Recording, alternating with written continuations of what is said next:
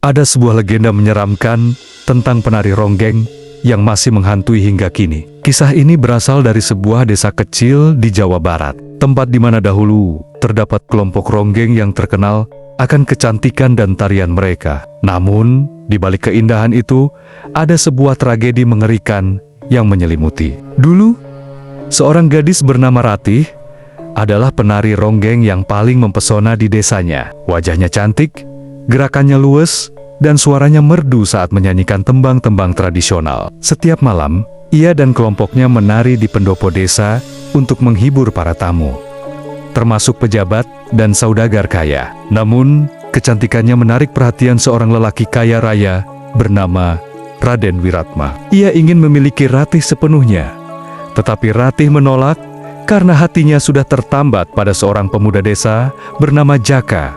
Murka karena ditolak, Raden Wiratma menyusun rencana jahat. Suatu malam, saat Ratih dan kelompoknya sedang menari dalam sebuah pesta besar, Raden memerintahkan anak buahnya untuk menculik Ratih.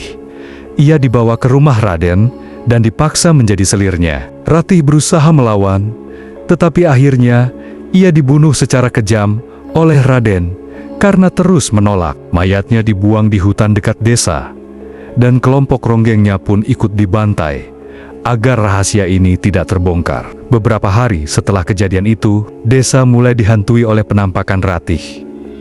Penduduk sering melihat sosok wanita berpakaian ronggeng menari di bawah sinar bulan di tengah alun-alun desa. Para pria yang mencoba mendekatinya akan mendengar suara lirih. "Apakah kau ingin menari denganku?" Jika mereka menjawab ya, keesokan harinya mereka ditemukan tak bernyawa dengan ekspresi ketakutan di wajah mereka. Hingga kini, di beberapa daerah di Jawa, ada kepercayaan bahwa melihat penari ronggeng misterius di malam hari bisa membawa malapetaka. Bahkan, beberapa orang mengaku pernah melihat sosok wanita menari di tengah jalan atau di dekat hutan dengan wajah pucat dan mata kosong. Apakah kisah ini hanya sekadar legenda? Atau mungkin arwah Ratih masih mencari keadilan? Yang jelas, jika suatu malam kau melihat seorang penari ronggeng menari sendirian di tempat sepi, lebih baik jangan mendekat dan jangan pernah menerima ajakannya untuk menari.